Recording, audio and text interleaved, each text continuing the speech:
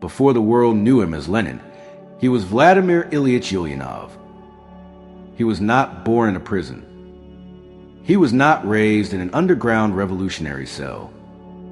He did not grow up among starving factory workers or hunted political exiles.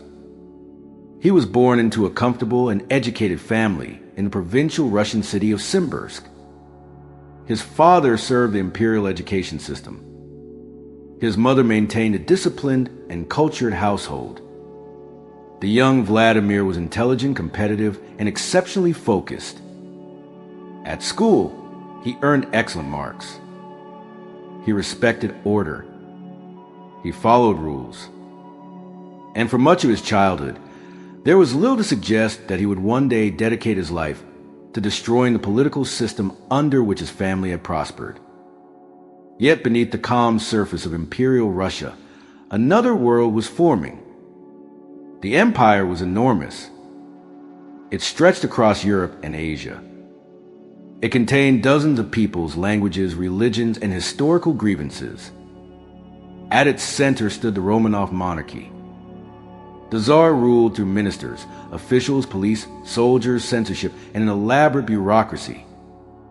Russia had abolished serfdom in 1861, but freedom had not created equality. Millions of peasants remained poor. Land hunger continued. Industrial cities were beginning to expand. Workers labored for long hours under harsh conditions. Political opposition was restricted. Those who challenged the state could be watched, arrested, exiled, or executed. Vladimir did not understand all of this as a child. His earliest world was his family. He was born on April 22nd, 1870, according to the modern calendar. His father, Ilya Ulyanov, had risen through education and government service. He believed deeply in schooling and worked to expand educational opportunities across the region. The family lived respectably with books, music, study, and a strong expectation of achievement. Vladimir's mother, Maria Alexandrovna, was educated and resilient. She would eventually endure the death of her husband, the execution of one son, the imprisonment and exile of several of her other children, and the transformation of Vladimir into one of the most hunted revolutionaries in Europe. But in the early years, the Ulyanov home was not a revolutionary headquarters. It was a household of discipline and ambition. Vladimir loved reading. He performed well in classical languages and literature. He could be stubborn, but he also possessed unusual powers of concentration. Teachers recognized his ability. His future appeared secure. He might study law. He might enter state service. He might become another successful member of Russia's educated professional class. Then, within little more than a year, the stability of the family collapsed. In January 1886, Ilya Ulyanov died suddenly. Vladimir was 15.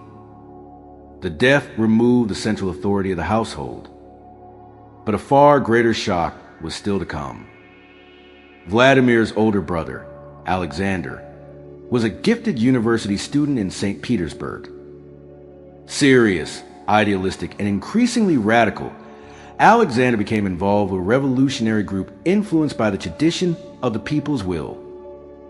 This movement believed that the autocratic system could be shaken by direct attacks against its rulers.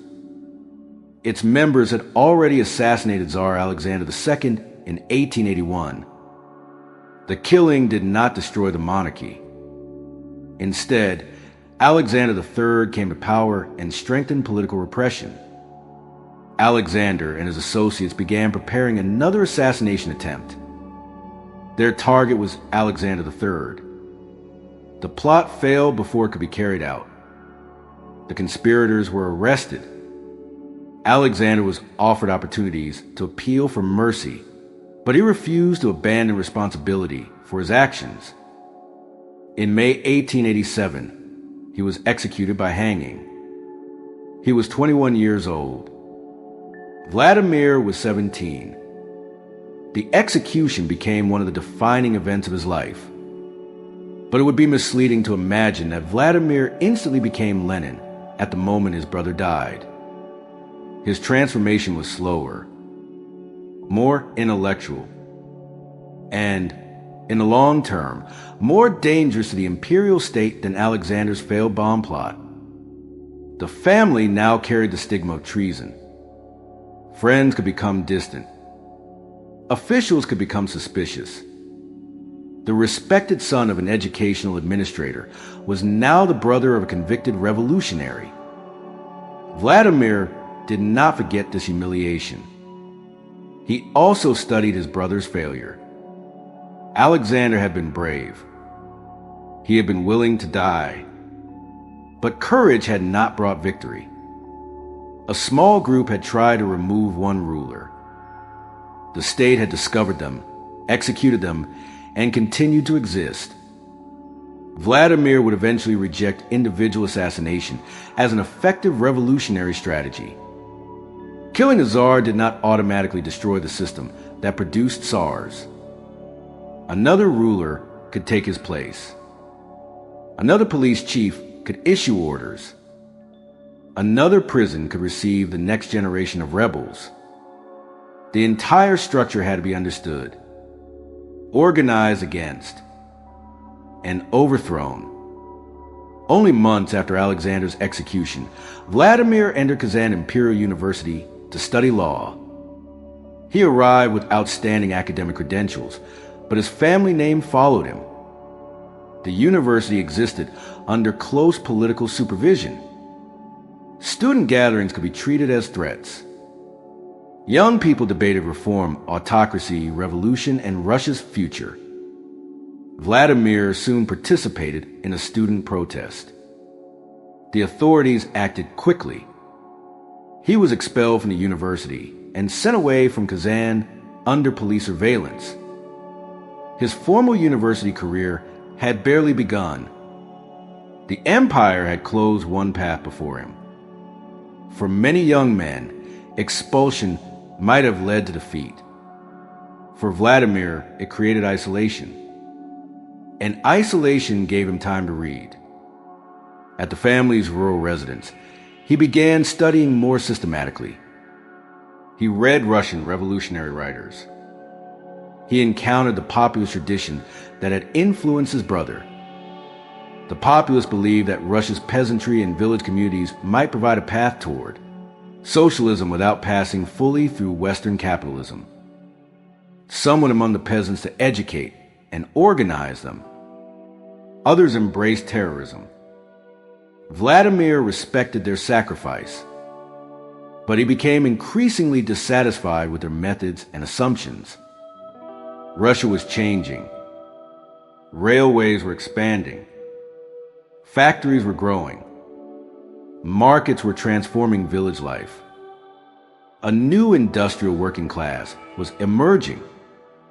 To understand that change, Vladimir turned toward Karl Marx. Marx offered him something that the heroic tradition of individual revolutionaries did not: a system, a theory of history, a way to connect economics, politics, class, and power. Marx argued that societies were shaped by material production and class conflict. Capitalism was not simply a collection of greedy individuals. It was a historical system with its own structures, pressures, and contradictions. For the young Vladimir, this was a revelation. The enemy was larger than one czar, larger than one minister, larger even than the Russian monarchy. The struggle was embedded in the organization of society itself. Vladimir studied law independently and was eventually permitted to take examinations through St. Petersburg University. In 1891, he obtained his law qualification. He briefly worked in the legal profession in Samara, but the courtroom would not become his true arena. He attended discussion circles, studied political economy, argued with populists, and absorbed the works of Marx and Russian Marxist thinkers such as Georgy Plekhanov. The disciplined schoolboy was disappearing. In his place stood a young revolutionary intellectual. He had not yet created the Bolshevik Party. He had not yet adopted the name Lenin. He had not yet experienced prison, Siberian exile, or the long years of political life abroad. But the essential elements of his character were already visible. He believed that history followed forces that could be studied. He believed successful revolution required organization rather than isolated heroism. He distrusted political compromise.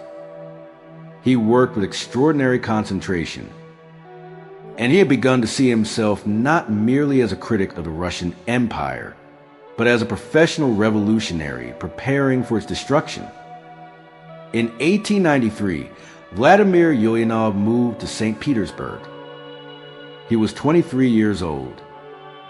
The imperial capital was filled with palaces, government offices, factories, overcrowded workers' districts, police agents, and secret political circles. There, the young lawyer would enter the revolutionary underground. There, he would begin organizing workers. There, he would meet the woman who would share his life of conspiracy and exile. And there, the imperial police would finally begin to understand that the quiet younger brother of Alexander Ulyanov had become a danger of his own. Alexander had tried to kill a czar. Vladimir intended to destroy the world that made the czar possible. In 1893, Vladimir Ulyanov arrived in St. Petersburg. He was 23 years old. He carried a law qualification, a disciplined mind, and a growing conviction that the Russian Empire could not be reformed through petitions or isolated acts of violence. St. Petersburg was the political heart of the empire. It was a city of imperial palaces, ministries, military barracks, police offices, and magnificent avenues.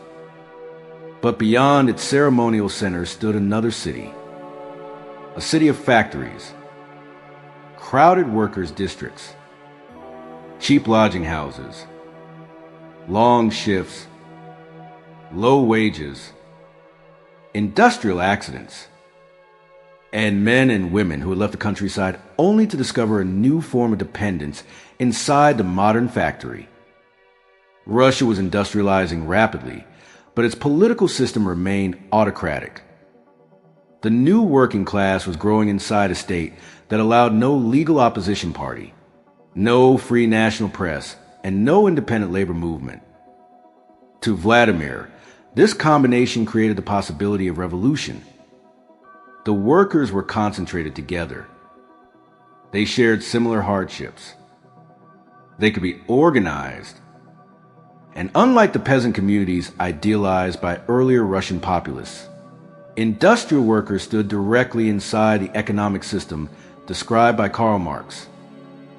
Vladimir entered St. Petersburg's underground Marxist circles. These were small groups of students, intellectuals, and workers who met quietly in private rooms. They studied economics, read forbidden literature, discuss factory conditions, and try to understand how Marxist theory could be applied to Russia. The meetings were dangerous. Police agents watched universities, printing shops, boarding houses, and known political suspects. A careless letter could expose an entire network. A single informer could send dozens of people to prison. Vladimir proved unusually effective in the secret world. He could explain difficult economic ideas clearly. He prepared lectures for workers. He gathered information about wages, working hours, fines, and factory discipline. He argued that revolutionaries should not speak only in abstract language about the distant overthrow of capitalism. They should begin with the problems workers experience every day. An illegal leaflet about unpaid wages could teach a worker that his individual grievance was part of a larger class relationship. A strike could become more than a demand for money. It could become a school of political struggle. During this period, Vladimir met Nadezhda Konstantinovna Krupskaya. She came from an educated but financially insecure family. She had worked as a teacher and participated in Marxist discussion circles. In the evenings, she taught workers at a Sunday school in St. Petersburg. The classroom gave her direct contact with the people the revolutionaries hoped to organize. Krupskaya was not simply a future leader's wife. She was an activist in her own right. She understood underground organization. She maintained contacts, managed correspondence, studied education, and shared Vladimir's belief that a disciplined political movement had to be built patiently. Their relationship developed within the work of the revolutionary underground. They read together, debated politics, visited workers, and participated in a network where personal trust could determine whether an organization survived. Vladimir was intense and demanding. He disliked vagueness. He expected arguments to lead toward action. Krupskaya was quieter, but highly organized and dependable. These qualities would later make her essential to the networks connecting Lenin with revolutionary groups across Russia. By 1895, several Marxist circles in St. Petersburg were moving toward cooperation. Vladimir helped unite them in an organization that became known as the League of Struggle for the Emancipation of the Working Class. The name expressed a major change. The revolutionaries did not want to remain a private reading group. They wanted to connect socialist theory with the real struggles taking place inside factories. The League produced leaflets aimed at specific workplaces. Its members investigated conditions and responded to strikes. They tried to show workers that factory owners, government officials, and the autocratic state were not separate problems. They were parts of the same political order. Vladimir believed economic agitation could bring workers into collective action. But he did not believe wage struggles alone were enough. Workers had to become conscious of the wider system confronting them. The police state, the censorship system, the courts, the autocracy, and the capitalist relationships developing throughout Russia. In 1895, Vladimir traveled outside Russia. He met veteran Marxists living in exile, including Georgy Plekhanov. Plekhanov had helped introduce Marxism into Russian revolutionary thought. For Vladimir, meeting him connected the young St. Petersburg organizer with an older generation of Russian socialism. Vladimir returned carrying ideas, contacts, and plans for a broader political movement. He wanted an illegal newspaper capable of linking the scattered Marxist circles operating in different cities. Without regular communication, local organizations remained isolated. One group might be arrested without others even knowing. A strike in one industrial center might have no effect elsewhere. A national newspaper could circulate reports, arguments, instructions, and a common political program. It could help turn disconnected circles into a party. But before this plan could be realized, the Imperial Police struck. On the night of December 8, 1895, according to the calendar then used in Russia, Vladimir was arrested in St. Petersburg. Other members of the League were taken as well. The police had been monitoring their activities. Documents and revolutionary materials were seized. Vladimir was placed in pretrial detention. Prison removed him from the factories and meeting rooms, but it did not stop his political work. He read, wrote, developed economic arguments, and tried to maintain communication with comrades outside. The authorities held him for more than a year while investigating the underground organization. He was not put through a dramatic public trial. The imperial system had another method for dealing with political enemies: administrative exile. A person could be sent thousands of kilometers away from the political centers of the empire and placed under police supervision. In February 1897, Vladimir was sent to Siberia. His destination was Shushenskoye, a village in the Minsk region.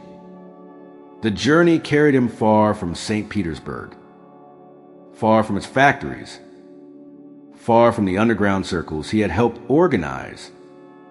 Siberia had long served the empire as a place of punishment and removal. Its vast distances made escape difficult. A revolutionary sent there could be separated from associates for years. Yet Vladimir's exile was not imprisonment in a labor camp. He lived under supervision in the village. He received an allowance. He could read, walk, hunt, write, and correspond within restrictions. For a man with his capacity for concentrated work, exile became a period of study. He gathered material on Russian agriculture, industry, markets, and social change. He wanted to prove that capitalism was not merely a foreign system being imposed upon Russia from outside. It was already transforming the Russian countryside. Peasants were becoming divided by wealth. Markets were expanding. Traditional village relationships were breaking apart. Laborers were being drawn toward wage work. Russia, he argued, could not escape capitalist development by returning to an idealized peasant past. While Vladimir remained in Shushenskoye, Krupskaya was also arrested for revolutionary activity. She was sentenced to exile and requested permission to join him, identifying herself as his fiancée. The authorities allowed it on the condition that they marry. In July 1898, Vladimir Ulyanov and Nadezhda Krupskaya were married in Siberia. Their life together would rarely resemble a conventional household. There would be no permanent home for many years. Their marriage would be shaped by coded letters, false names, political conferences, border crossings, police surveillance, and long periods of uncertainty. Krupskaya assisted his research and shared his revolutionary work. She also wrote about the conditions of women workers, treating their oppression as both economic and social. During these years, Vladimir completed one of his first major books. The Development of Capitalism in Russia was published in 1899 under the name Vladimir Lenin. The work was dense and statistical rather than dramatic, but it served an important political purpose. It attacked the populist belief that the Russian village might bypass capitalist development. Vladimir argued that capitalism had already entered rural life and was creating class divisions from which a modern revolutionary movement could emerge. While he worked in Siberia, Russian Marxists attempted to create a national political party. In March 1898, a small Congress met in Minsk and declared the foundation of the Russian Social Democratic Labor Party. Vladimir did not attend. He was still in exile. The new organization was fragile. Many of its participants were soon arrested. It had a name, but not yet the centralized structure Vladimir believed was necessary. The failure reinforced his conclusion. Russian revolutionaries did not merely need courage. They needed continuity, professional organization, secrecy, a national political strategy, and a newspaper capable of holding the movement together when arrests destroyed local leadership. In early 1900, Vladimir's term of Siberian exile ended. He was forbidden from settling freely in the empire's largest political and industrial centers. He chose Pskov, where he could maintain contact with activists while preparing his next move. For several months, he traveled, met underground organizers, and sought support for the newspaper he had imagined before his arrest. Then, in July 1900, he left Russia for Western Europe. He was no longer simply Vladimir Ulyanov, the younger brother of an executed revolutionary. He had become an experienced organizer, a former political prisoner, a Siberian exile, a Marxist writer, and a man convinced that the Russian revolutionary movement had to be rebuilt around discipline and central direction. Soon, the newspaper would have a name: Iskra, the spark. Its purpose was contained in an old revolutionary image. From a spark, a flame would rise. And Vladimir Ulyanov intended to make sure that flame reached every corner of the Russian Empire. When Vladimir Ulyanov left Russia in the summer of 1900, he did not see exile as an escape. He saw it as a position from which to build a revolutionary organization. Inside Russia, the police could raid an apartment, seize a printing press, arrest an entire committee, and destroy years of work in a single night. Beyond the empire's borders, revolutionaries had greater freedom to meet, publish, and argue. But distance created another problem. A newspaper printed in Europe was useless unless it could cross the Russian frontier. It had to be hidden inside luggage, packed into false bottom cases, carried by trusted couriers, transferred through safe houses, and delivered to workers and underground committees without leading the police back to the people who produced it. Vladimir settled in Munich in September 1900. There, working with veteran Russian Marxists, he helped create the newspaper he had imagined before his arrest. Its name was Iskra, the spark.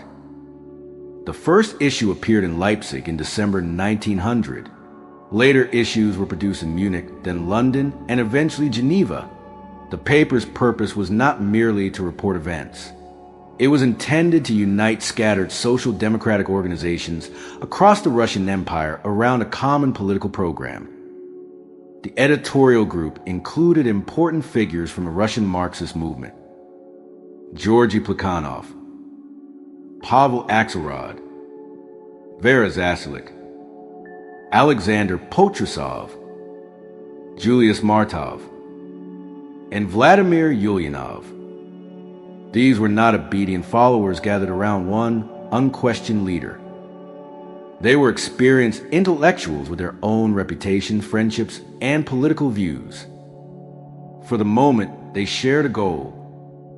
They wanted to transform the fragile Russian Social Democratic Labor Party from a name created at a failed Congress into a functioning national movement. Krupskaya joined Vladimir abroad in 1901 after completing her own term of exile. She became deeply involved in the organization surrounding Iskra. Correspondents arrived from Russia under false names. Letters contained coded information about committees, arrests, printing operations, and local disputes. Krupskaya helped maintain the connections between the editorial center abroad and activists working inside the empire. A revolutionary newspaper was not simply paper and ink. It was a network. Every address had to be protected. Every courier had to be trusted. Every careless phrase could expose another person to prison. Around this time, Vladimir began using the pseudonym by which history would remember him: Lenin. He had already written under other names, and the exact origin of this particular name remains uncertain. By the end of 1901, however, the name Lenin had begun to replace Ulyanov in his political publications. It was more than protection from the police. A revolutionary identity was taking shape. The provincial lawyer from Simbirsk was becoming a political figure known across the underground movement. Lenin worked with extraordinary intensity. He wrote articles, edited submissions, argued over wording, studied reports from Russia, and pushed Iskra toward one central question: what kind of organization could overthrow an autocratic state? This question produced one of his most influential and controversial works. In 1902, Lenin published What Is to Be Done. The title had been used before by the Russian writer Nikolai Chernyshevsky, whose novel had inspired generations of radicals. Lenin's book was not a romantic story of revolutionary sacrifice. It was an argument about political organization. Some social democrats emphasized what became known as economism. They focused primarily on wages, hours, strikes, and immediate workplace demands. They believed political consciousness could develop gradually from the workers' economic struggle. Lenin considered this inadequate. He did not oppose strikes or demands for better conditions. He believed those struggles were essential, but he feared that, without a broader political organization, they would remain limited. Workers might win higher wages from one factory owner, while the police state remained untouched. They might reduce working hours while censorship, autocracy, and political repression continued. Lenin wanted economic struggle joined to a national campaign against the entire imperial system. For that purpose, he argued for an organization of professional revolutionaries. These people would devote themselves to underground political work. They would learn secrecy, printing, communication, false identities, political education, and resistance to police infiltration. The organization had to survive when individual members were arrested. It needed continuity stronger than any single local circle.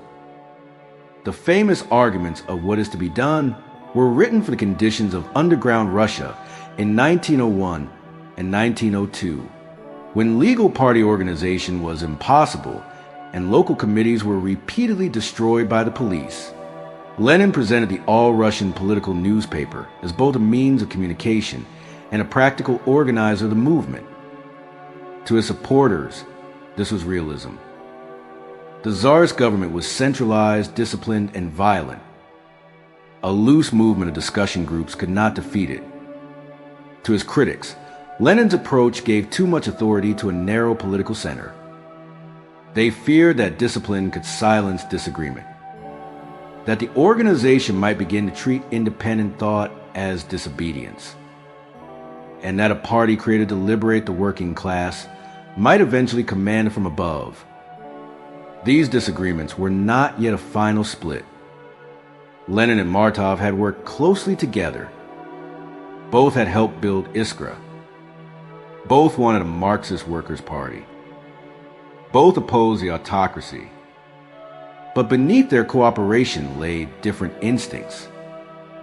Martov was more comfortable with a broad political movement containing activists with different levels of involvement.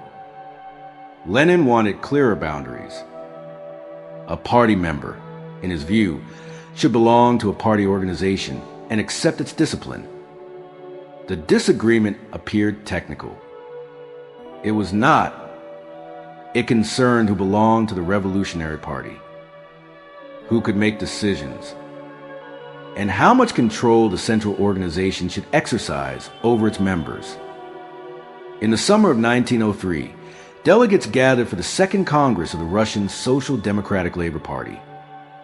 The meeting began in Brussels, but pressure from the Belgian authorities forced it to move to London. Delegates had traveled under false identities. Some represented committees operating inside Russia. Others represented exile organizations. They debated the party program, national questions, organizational rules, and the future of Iskra. The Congress was intended to create unity. Instead, it revealed how fragile that unity had always been. The most famous dispute concerned the first paragraph of the party rules. Lenin proposed that a party member should accept the program, support the party financially, and personally participate in one of its organizations. Martov proposed a broader definition. A member could provide regular personal assistance under the direction of a party organization without formally belonging to it. Martov's wording initially won the vote. But the conflict did not end there. Arguments over representation, authority, and the election of the party's central bodies became increasingly bitter. Some delegates left the Congress during other disputes.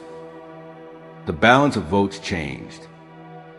Lenin's supporters then won important later decisions, including elections concerning the central leadership and the reduced editorial board of Iskra.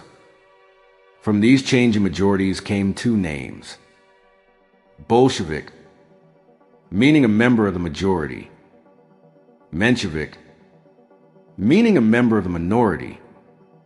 The name suggested a clear and permanent division. At first, the reality was less simple. The majority had shifted during Congress. The factions were not yet fully separate parties. Many social democrats were confused by the bitterness of the dispute and hoped the two sides would reconcile. But the names remained. And once political groups receive names, those names can harden temporary disagreements into permanent identities. Lenin emerged as the leading figure of the Bolshevik tendency. Martov became the central figure among the Mensheviks. Their personal friendship collapsed beneath organizational conflict. For Lenin, the issue was principle. A revolutionary party could not survive if Congress decisions were ignored whenever defeated members disliked the result. For Martov and his supporters, Lenin's conduct appeared rigid and excessively controlling. They accused him of trying to impose a state of siege inside the party. Lenin believed they were placing personal relationships above organizational discipline. The struggle spread from Congress sessions into letters, pamphlets, committees, and editorial offices. The newspaper created to unite the movement became part of the division. After the Congress, Plekhanov moved toward reconciliation with the former editors who had not been re-elected. Lenin opposed restoring the old editorial arrangement against the decisions of the Congress. In November 1903, he resigned from the editorial board. Iskra then passed into control of the Menshevik tendency. Lenin had helped create the spark. Now he had lost it. But he did not retreat. In 1904, he published One Step Forward, Two Steps Back. The title captures his view of what had happened. The party had taken a step forward by holding a real Congress, adopting a program, and electing central institutions. Then it had moved backward into factional conflict. Lenin examined the Congress in exhausting detail. Votes, speeches, alliances, changes of position. To an outsider, the dispute could look small. A fight over membership wording. An argument over several newspaper editors. But Lenin believed the conflict revealed two different ideas of revolutionary politics. One favored a tightly organized party capable of acting as a disciplined force. The other favored a broader and more flexible political association. Neither side understood exactly where the division would lead. Neither could know that the words Bolshevik and Menshevik would one day become attached to revolution, civil war, governments, armies, and death. In 1904, there were still factions inside a persecuted movement. The Tsar remained on the throne. The imperial police remained powerful. The socialist underground remained small. Lenin had no army, no territory, no public office. He did not even control the newspaper he had founded. Yet the organization he imagined was beginning to take form. A hardened political core, connected by secret communications, educated through argument, trained by arrest and exile, prepared to treat revolution not as a sudden emotional uprising, but as a struggle requiring leadership, timing, and power. Soon, events inside Russia would test every theory. Workers would march through the snow toward the Winter Palace. Soldiers would fire into the crowd. Strikes would spread across the empire. Sailors would mutiny. Peasants would attack estates. And Lenin would return to Russia to confront the first revolution of his lifetime. The spark had been created. Now the empire was approaching the flame. In January 1905, Vladimir Lenin was living in Geneva when the Russian Empire began to shake. Russia was losing a costly war against Japan. Food prices were rising. Factory workers were angry. Peasants remained desperate for land. And confidence in Tsar Nicholas II was weakening. On January 22nd, according to the modern calendar, thousands of workers and their families marched peacefully toward the Winter Palace in St. Petersburg. Many carried religious icons. Some carried portraits of the Tsar. They were led by the priest Georgy Gapon and hoped to present a petition asking for better working conditions, civil rights, and protection from abusive officials. Nicholas II was not inside the palace. Troops blocked the marchers. Then soldiers opened fire. The exact number killed remains uncertain, but the event became known as Bloody Sunday. The belief that the Tsar might act as a benevolent father to his suffering people was shattered for many Russians. Strikes spread. Universities erupted. Peasants attacked the states. National movements challenged imperial authority. Even sections of the armed forces began to rebel. Lenin had spent years preparing for revolution. Yet, when the revolution arrived, it did not begin on his command. It began through a mixture of war, economic hardship, popular anger, and spontaneous action. This forced him to adapt. The disciplined underground party remained important, but events were moving faster than any central committee could control. Workers were creating new forms of political organization. The most important of these became known as Soviets. The Russian word simply meant councils. Delegates were chosen from factories and workplaces to coordinate strikes, distribute information, and represent workers across the city. These councils had not been designed in Lenin's study. They emerged from the practical needs of the struggle. Lenin recognized their importance. They could unite large numbers of workers beyond the membership of any single socialist faction. They might become instruments of uprising. They might also become the foundation of a new form of authority. But in 1905, their future remained uncertain. Lenin's immediate position was more radical than that of many Mensheviks. He argued that the revolution should not stop after winning a constitution or a limited parliament.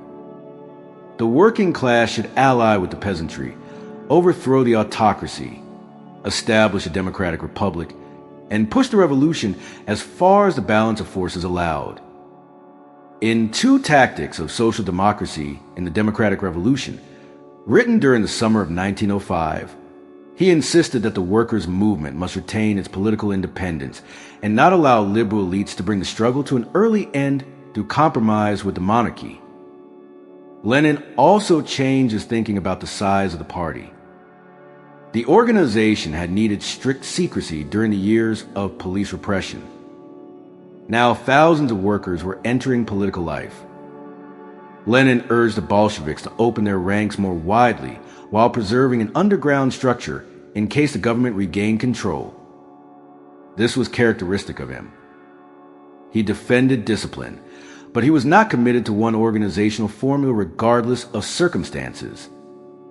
When conditions changed, tactics had to change with them. In October 1905, a general strike paralyzed much of the empire. Railways stopped. Factories closed. Government communication weakened. Nicholas II issued the October Manifesto, promising civil liberties and an elected legislative assembly known as the State Duma. Liberals celebrated concessions. Some believed the revolution had achieved its main objective. Lenin remained suspicious. The monarchy had made promises because it was weak. It could withdraw them once it recovered its strength. He returned to Russia in November, entering a country he had not seen for years. He lived under false names and changed residences to avoid arrest. He attended meetings, wrote for Bolshevik publications, and pushed the movement to prepare for a deeper confrontation. He believed an armed uprising might still overthrow the regime. But the revolutionary wave was already beginning to divide. The government negotiated with moderate opponents while concentrating reliable troops. Some workers were exhausted. Some soldiers remained loyal. The different centers of rebellion were poorly coordinated. In December, an uprising began in Moscow. Workers built barricades and armed detachments resisted government forces. The fighting was brave but uneven. The revolutionaries lacked sufficient weapons, unified command, and support from the wider army. Government artillery and troops crushed the resistance. Arrests followed. Soviets were broken apart. Leaders were imprisoned or sent into exile. The monarchy had survived. It created a Duma, but the Tsar retained enormous authority. Electoral rules were later changed to favor property owners and conservative social groups. Repression returned with executions, imprisonment, surveillance, and exile. Lenin refused to describe 1905 as meaningless. The workers had learned mass strikes, organization, armed resistance, and political action. The state had been forced to reveal both its weakness and its capacity for violence. For Lenin, 1905 became a rehearsal rather than a conclusion. But rehearsal had ended in defeat, and defeat demanded another retreat. By late 1907, Lenin had again left the Russian Empire. The second period of exile was longer and often more difficult than the first. He lived in Geneva, Paris, Krakow, and other European cities. The revolutionary movement weakened. Membership declined. Police informers penetrated party organizations. Many former activists abandoned underground work. Others argued that the party should focus on legal trade unions, cultural associations, and elections to the Duma. Lenin opposed abandoning a legal organization, but he also supported using every legal opportunity available. Bolshevik deputies could speak in the Duma. Workers could use newspapers and unions. The underground and legal struggle had to reinforce one another.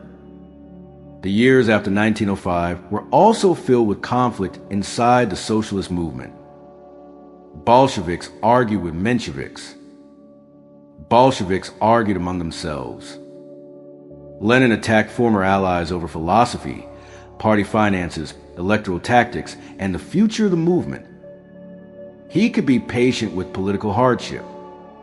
He was far less patient with ideological disagreement. To supporters, this protected the movement from confusion. To critics, it made cooperation increasingly impossible. In January 1912, a Bolshevik-led conference met in Prague. Lenin treated it as an authoritative party conference, although Mensheviks and several other groups rejected that claim. The gathering elected a new central committee dominated by Lenin supporters. The old factional division was becoming a practical separation. That April, the first issue of the daily newspaper Pravda appeared legally in St. Petersburg. It faced censorship, fines, confiscations, and repeated closures, but it gave the Bolsheviks a regular connection with workers inside Russia. Then Europe entered a disaster greater than the revolution of 1905. In the summer of 1914, the assassination of Archduke Franz Ferdinand helped trigger a chain of mobilizations and declarations of war. Russia entered the First World War against Germany and Austria-Hungary. Millions of soldiers marched toward the front. Across Europe, socialist parties that had promised international solidarity largely supported their own governments. Lenin was stunned and furious. He saw the war not as a noble defense of civilization, but as a struggle among competing empires for markets, territory, and power. He rejected calls for national unity. He argued that socialist workers should oppose their own ruling classes and transform the imperialist war into revolutionary struggle. This position isolated him even among anti-war socialists. At the Zimmerwald Conference in Switzerland in 1915, he led a small left-wing group that demanded a sharper revolutionary break with the parties supporting the war. Most delegates favored peace, but were unwilling to accept Lenin's full program. During the war, Lenin continued studying capitalism and empire. In 1916, he completed imperialism, the highest stage of capitalism. He argued that modern capitalism had become dominated by large banks, monopolies, financial interests, colonial competition, and the export of capital. For Lenin, the war was not an accidental failure of diplomacy. It grew from the structure of the world economy. As the conflict continued, Russia suffered catastrophic losses. Weapons and supplies failed to reach soldiers consistently. Transport systems broke down. Food shortages worsened. Inflation damaged urban life. The monarchy appeared increasingly incapable of governing. Yet Lenin remained in Switzerland. He was far from Petrograd. The Bolshevik organization inside Russia had been weakened by arrests. Many of its leading members doubted that revolution was close. In January 1917, Lenin told a gathering that older revolutionaries might not live to see the coming revolution. Only weeks later, news reached Zurich that crowds had filled the streets of Petrograd. Women workers had protested over bread. Factories had gone on strike. Soldiers had refused orders and joined the demonstrators. The government had collapsed. Nicholas II had abdicated. The Romanov Empire Lenin had spent his life fighting had fallen without him. He read the telegrams with disbelief and urgency. For nearly a decade, he had waited in exile. Now Russia had a revolution, but not yet the revolution he wanted. A provisional government had taken power. Workers and soldiers were forming Soviets once again. The war continued. The future remained open. Lenin understood that every day away from Russia was a day in which other men would decide what the revolution became. He had to return. And when he did, he would demand what even many Bolsheviks considered impossible: no support for the new government, no continuation of the war, no compromise with the political order that had replaced the Tsar, all power to the Soviets. The empire had broken. Lenin was preparing to seize what remained. Lenin returned to Russia through a country that was officially at war with the land carrying him home. Most direct routes were blocked. Britain and France had little reason to help an anti-war revolutionary return to Petrograd. Germany did. German officials believed that Lenin and other exiled socialists might weaken Russia's willingness to continue the First World War. The journey later became famous as the passage of the sealed train. In practice, the carriage traveled under a special arrangement intended to keep the Russian émigrés politically separate from German territory. Lenin accepted the route because he saw no faster way back to the revolution. Germany expected disruption. Lenin intended revolution. Those two purposes briefly traveled on the same railway. On April 16, 1917, using the modern calendar, Lenin arrived at Petrograd's Finland station. Workers, soldiers, Bolshevik activists, and members of the Petrograd Soviet gathered to welcome him. A ceremonial reception had been prepared. Many expected Lenin to support the broad revolutionary unity that had developed after the fall of the Tsar. Instead, he immediately challenged the political assumptions of nearly everyone around him.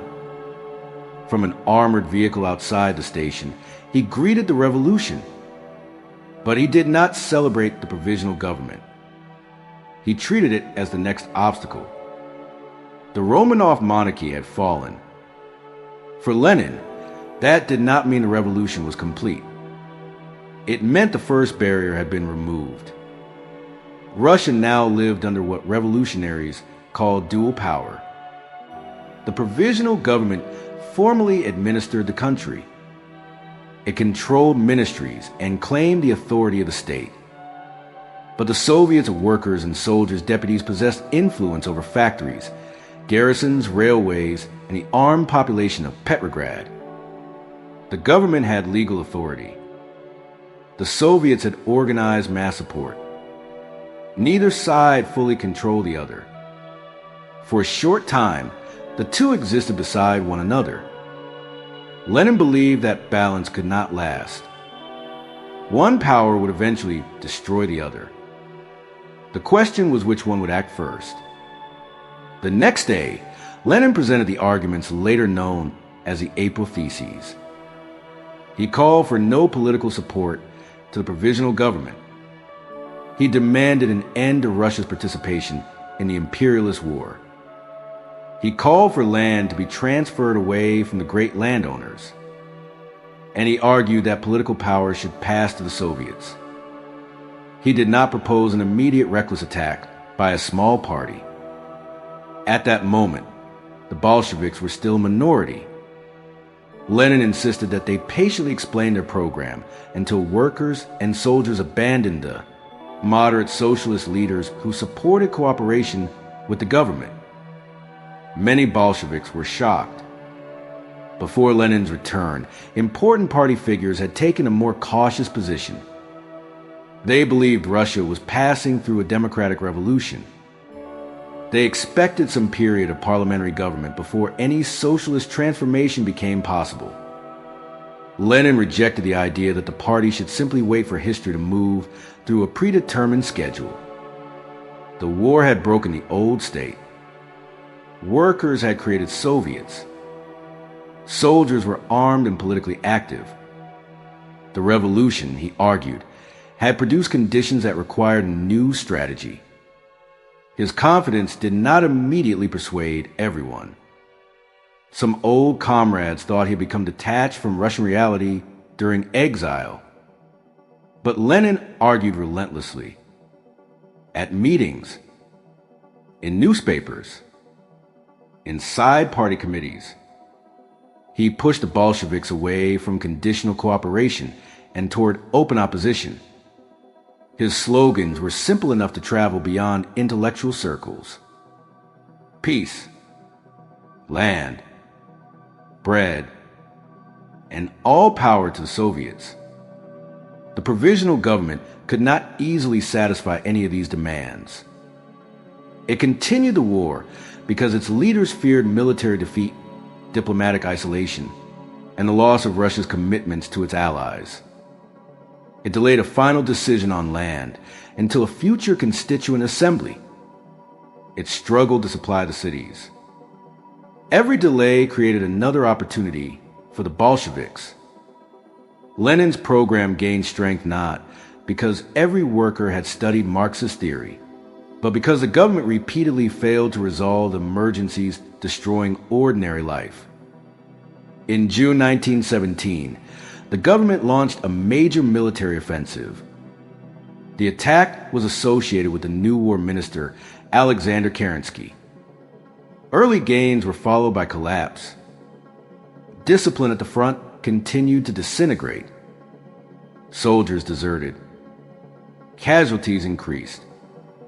The offensive damaged the government's authority and strengthened those who had opposed continuing the war. In Petrograd, anger spread among soldiers and workers who feared that military units might be sent back to the front. At the beginning of July, armed demonstrations erupted in the capital. Soldiers, sailors, and workers entered the streets demanding that the Soviets take power. These events became known as the July Days. The demonstrations were larger and more radical than the Bolshevik leadership had planned. Some local Bolsheviks encouraged them. Others feared the movement had begun too early. Lenin faced a dangerous choice. If the party openly attempted to seize power without support across the country, it might be isolated and destroyed. If it abandoned the demonstrators completely, it could lose credibility among its most militant supporters. The Bolsheviks tried to give the movement political direction while avoiding an immediate attempt to overthrow the government. The effort failed to prevent violence and disorder. Government forces regained control. The authorities accused the Bolsheviks of organizing an armed uprising and of serving German interests. Party offices were raided. Newspapers were closed. Leon Trotsky and other leaders were arrested. A warrant was issued for Lenin. Rather than submit to a trial he believed would be used to destroy him politically, Lenin went into hiding. Disguised and protected by trusted supporters, he escaped from Petrograd and eventually crossed into Finland. Only weeks earlier, he had spoken publicly before crowds. Now he lived in concealment, uncertain whether the party he had spent years building would survive. The July defeat appeared to confirm the fears of Lenin's critics. The Bolsheviks had been discredited. Their leaders were imprisoned or hidden. The government had restored order. Kerensky became prime minister. Yet beneath the surface, the state remained weak. The war continued. The economy worsened. Land seizures spread through the countryside. Soldiers distrusted their officers. Workers suspected employers of attempting to close factories and defeat the revolution through hunger. Then came the Kornilov affair. General Lav Kornilov, commander-in-chief of the Russian army, believed that discipline had collapsed and that stronger authority was necessary. In August, troops under his command moved toward Petrograd. The exact intentions and communications between Kornilov and Kerensky remained debated. But Kerensky came to believe that the general threatened the government. He dismissed Kornilov and called upon the Soviets and workers to help defend the capital. The Bolsheviks, recently treated as traitors, were suddenly needed. Workers received weapons. Railway employees disrupted troop movements. Political organizers persuaded soldiers not to advance. Kornilov's effort collapsed without a major battle. The affair damaged conservative authority and weakened Kerensky. It also transformed the Bolsheviks. They could now present themselves as the determined defenders of the revolution against military counter-revolution. Party prisoners were released. Armed workers kept many of their weapons. Support for the Bolsheviks grew rapidly in the cities and garrisons. By September, the Bolsheviks had won majorities in the Petrograd and Moscow Soviets. Trotsky became chairman of the Petrograd Soviet. From hiding in Finland, Lenin followed the change with urgency. He had once told the party to explain patiently. Now, he believed the moment for patience was ending. The provisional government was weak. The Bolsheviks had growing support in the major urban centers. The army was disintegrating. The countryside was moving toward uncontrolled land revolution. Lenin warned that waiting for elections or another formal Congress could give the government time to recover, surrender Petrograd, or suppress the party again. He sent letters demanding preparations for an armed insurrection. Some Bolshevik leaders resisted him. Grigory Zinoviev and Lev Kamenev believed the party lacked sufficient national support. They feared isolation and civil war. Others wanted power transferred to the upcoming Congress of Soviets rather than through a party-led seizure beforehand. Lenin treated delay as the greatest danger. A revolution, he believed, could not be scheduled like a conference. There were moments when power stood unprotected. If the Revolutionary Party failed to take it, an enemy would. In October, Lenin secretly returned to Petrograd. He wore a disguise and entered the city while still wanted by the authorities. At meetings of the Bolshevik Central Committee, he pressed a case for insurrection. After intense argument, the committee approved preparations. The Petrograd Soviet created a military revolutionary committee, formally presented as a body for defending the capital. Trotsky became one of its principal organizers. Through the committee, the Bolsheviks established influence over Red Guards, sailors, soldiers, communications, and key positions across Petrograd. The coming seizure would not begin as a vast battle in the streets. It would begin as the quiet occupation of the machinery of the city. On November 6th, according to the modern calendar, the provisional government attempted to act. Authorities moved against Bolshevik newspapers and tried to control bridges and strategic sites. The Military Revolutionary Committee responded. During the night and following day, armed workers, soldiers, and sailors occupied railway stations, telegraph facilities, bridges, government buildings, and other critical locations. Resistance was limited.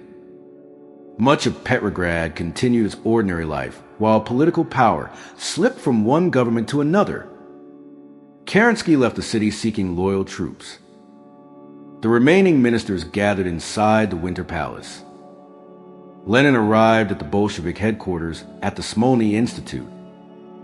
After months of exile and hiding, he was once again at the center of events. He pressed for the government to be removed before the Congress of Soviets could meet and complicate the transfer of power. On the night of November 7th, forces supporting the Military Revolutionary Committee entered the Winter Palace. The later Soviet image of a massive heroic storming exaggerated the scale of the confrontation. There was confusion, scattered resistance, poorly defended entrances, and far less dramatic combat than later paintings and film suggested. The ministers of the provisional government were arrested. The government created after the fall of the Tsar had lasted only 8 months. At the Second Congress of Soviets, moderate socialist delegates denounced the seizure and walked out. Their departure left the Bolsheviks and their allies with greater control over the proceedings.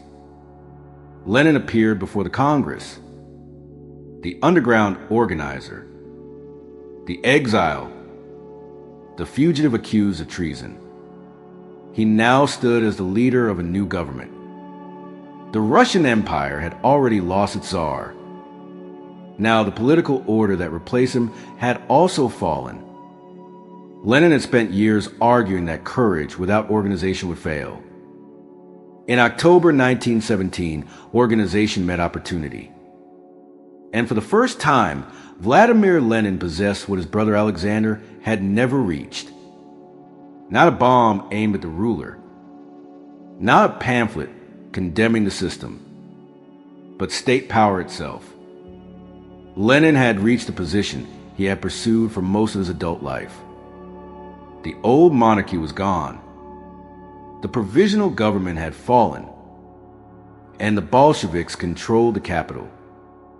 But taking power was far easier than keeping it. Russia remained trapped in war. The economy was collapsing. The countryside was seizing land without waiting for government permission. The army was disintegrating. And across the former empire, political movements, national groups, military commanders, and rival socialist parties were preparing to resist the new government.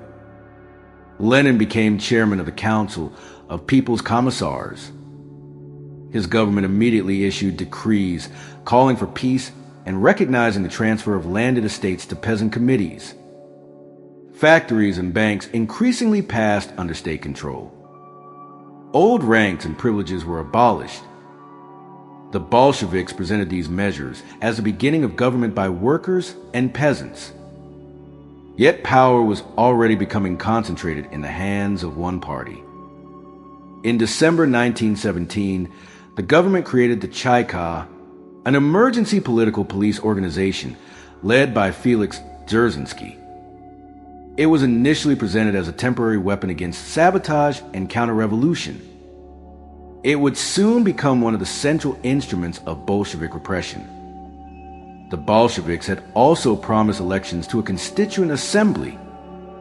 When that assembly met in January 1918, the socialist revolutionaries held the largest bloc, while the Bolsheviks were a minority. Lenin argued that the Soviets represented a higher and more revolutionary form of authority than a parliamentary assembly elected before the political divisions of the countryside were fully clear. When the assembly refused to recognize Soviet power and its decrees, it was dissolved after a single session. Russia's first broadly elected national parliament disappeared almost as soon as it had opened. The revolution would not develop into a multi-party parliamentary republic. The most urgent problem was the First World War.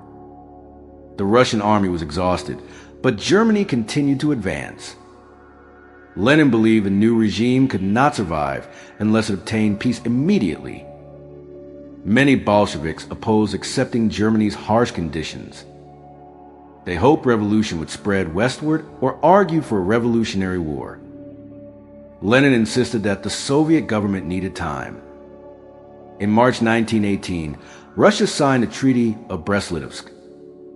The treaty removed Russia from the war, but at an enormous cost. The former empire lost control over vast territories and populations in Eastern Europe. To Lenin, the agreement was humiliating but necessary. A government without an effective army could not defeat Germany through revolutionary determination alone. Peace with Germany did not bring peace to Russia. Civil war spread across the country. The Bolsheviks, now increasingly known as communists, faced a collection of enemies, usually described as the whites. Some white leaders wanted the monarchy restored. Others favored military dictatorship, liberal government, or restored constituent assembly. Nationalist movements fought for independence.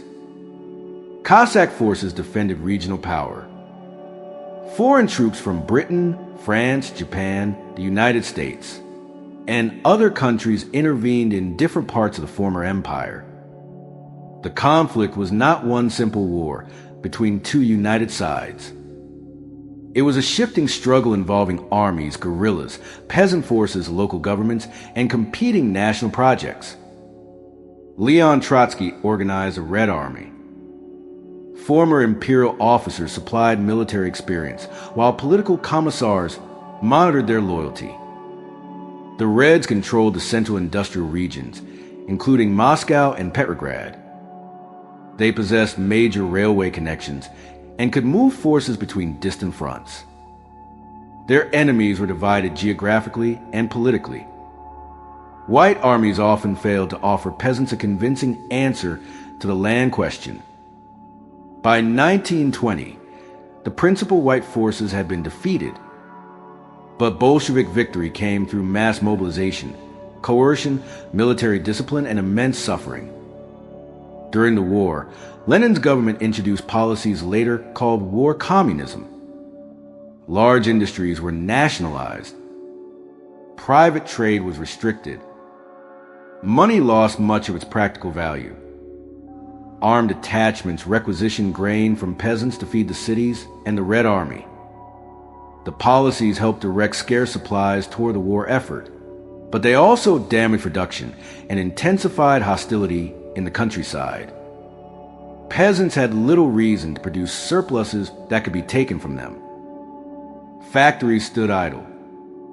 Cities lost population as hungry residents returned to villages.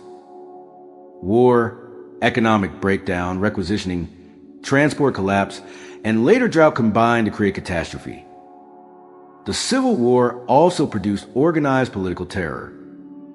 In August 1918, Lenin was seriously wounded in an assassination attempt after speaking at Moscow factory.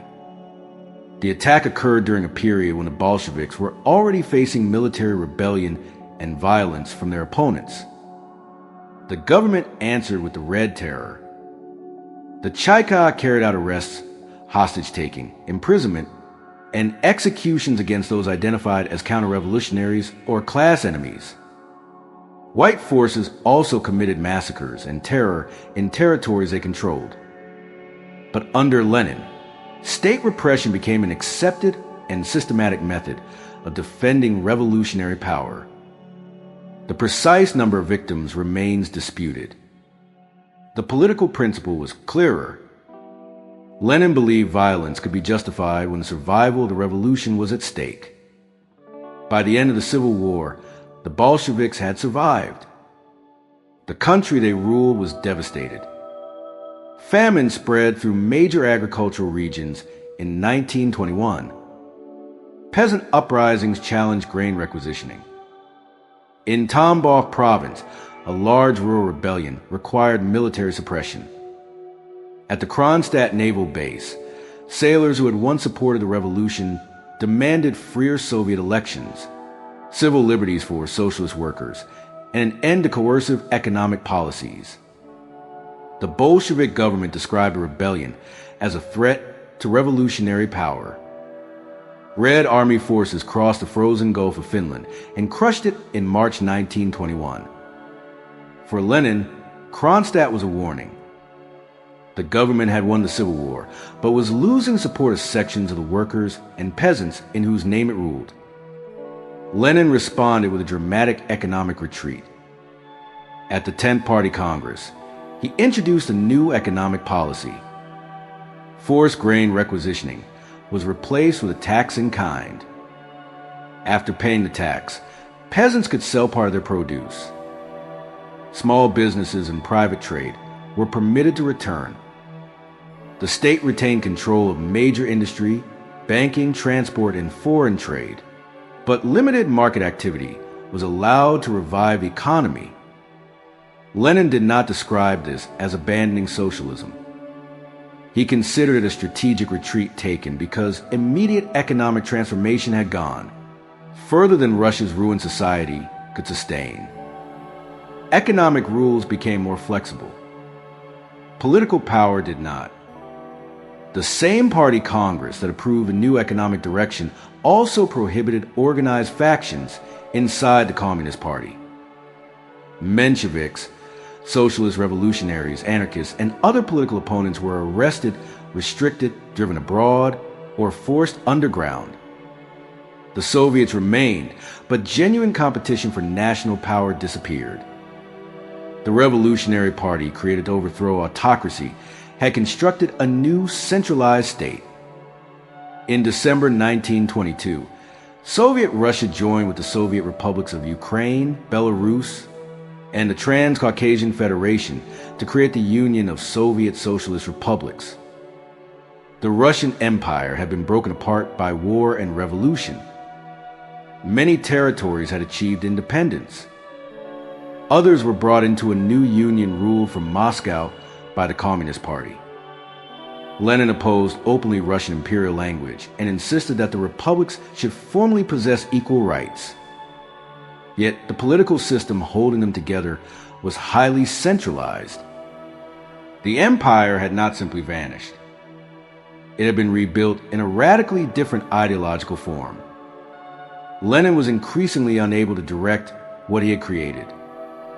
In May 1922, he suffered a severe stroke. He partially recovered and returned to limited work, but further strokes followed. His ability to speak and move deteriorated. During his final active months, he dictated notes about the future leadership of the party. He warned that conflict between Joseph Stalin and Leon Trotsky could divide the organization. He criticized several leading Bolsheviks. Most significantly, he wrote that Stalin had concentrated enormous power as general secretary and suggested that the party consider removing him from that position. Lenin had helped elevate Stalin. Now, weakened and isolated, he had begun to fear the way Stalin used authority. A final stroke in March 1923 left Lenin unable to speak and ended his political activity. He spent his remaining months at the estate of Gorky outside Moscow. On January 21, 1924, Vladimir Ilyich Lenin died at the age of 53. The government transformed his funeral into a national ritual. His body was preserved and eventually placed in a mausoleum in Red Square. The man who had opposed religious authority became the center of a political cult built by those who inherited his state. Lenin had broken an empire. He had also created the foundations of another system of power. His government withdrew Russia from a destructive world war. It destroyed the legal privileges of the old aristocracy. It promised land, social equality, education, and government in the name of workers and peasants. It inspired revolutionary and anti-colonial movements far beyond Russia. But it also dissolved elected opposition, created a political police, used terror, crushed rival socialist movements, and established one-party rule. Stalin would later transform that system into something even more centralized and murderous. Yet Stalin did not inherit an empty structure. He inherited institutions, methods, and political assumptions that had already developed under Lenin. For his admirers, Lenin was a strategist who recognized a moment when an ancient order could be overthrown. For his critics, he replaced one form of authoritarian rule with another. Both judgments begin from the same undeniable fact. In 1917, Lenin led a party that had spent years in prisons, rented rooms, and foreign exile. 7 years later, that party governed one of the largest states on earth. The young man whose brother had died trying to kill a czar had achieved something far greater and far more consequential. He did not merely remove a ruler. He broke an empire. And from its ruins, he built a state that would shape the rest of the 20th century.